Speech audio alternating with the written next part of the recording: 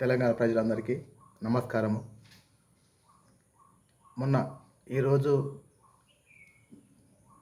వార్తలలో సెన్సేషనల్గా మారిన కొండ మురళి వాక్యాలపై నన్నపల్లి నరేందర్ గారు, ఎర్రపల్లి ప్రదీప్రావు గారు ఈసీని కలవడం జరిగినది.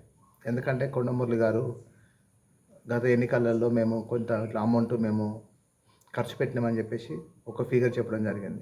దానిపైన వీళ్ళపై ఈసీని కలిసిండ్రు. ఈ ఈసీ అనేది ఎలక్షన్ కమిషన్ అనేది ఇప్పుడే లేదు కదా. కేసీఆర్ హుజూరాబాద్లో విచ్చలవిడిగా డబ్బులు పంచిపెట్టినప్పుడు అప్పుడు ఎడిపోయింది. ఏదో అట్లా అంటారు, మాట మీద ఎన్నో అంటారు, ఇంత ఖర్చు పెట్టినా అంత ఖర్చు పెట్టినా అంటారు. దేనికి ఆధారాలు ఉండవు. అంతకన్నా ఎక్కువ ఖర్చు పెట్టడం అసలు ఖర్చు పెట్టకపోవచ్చు. కానీ ప్రజలకు అట్లా చెప్తారు, ఎగ్జాంపుల్ చెప్తారు. అది నిజమవుతుందా? కొన్ని వేల కోట్లు పెట్టిండు కేసీఆర్ హుజూరాబాద్ ఎన్నికల లీటర్ మీద గెలవాలని. అది అయిందా? మునుగోడులో కూడా కోమారెడ్డి రాజగోపాల్ రెడ్డిని ఓడగొట్టడానికి బీఆర్ఎస్ వాళ్ళు ఎన్నో డబ్బులు ఖర్చు పెట్టిండు.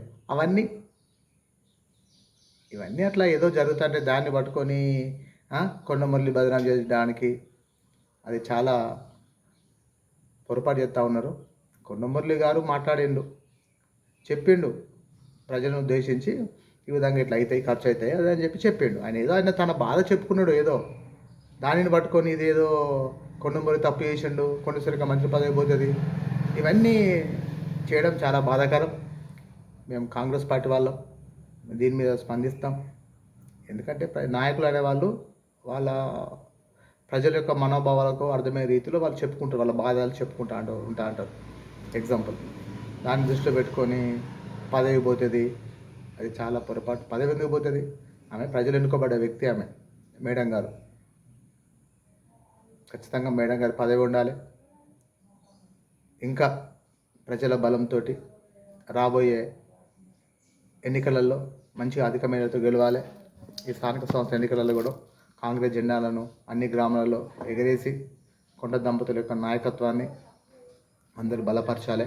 అదేవిధంగా జిల్లాలలో ఉన్న ఇలాంటి వాళ్ళ యొక్క పెద్దల యొక్క వాళ్ళది వాళ్ళు చూసుకుంటారు, అది అధిష్టానం చూసుకుంటుంది. కానీ కొండ సురేఖ పైన తీవ్రమైన ఆరోపణలు చేస్తున్న ఎర్రబెల్లి ప్రదీప్రావు, నరేందర్ రెడ్డి ఖబర్దార్.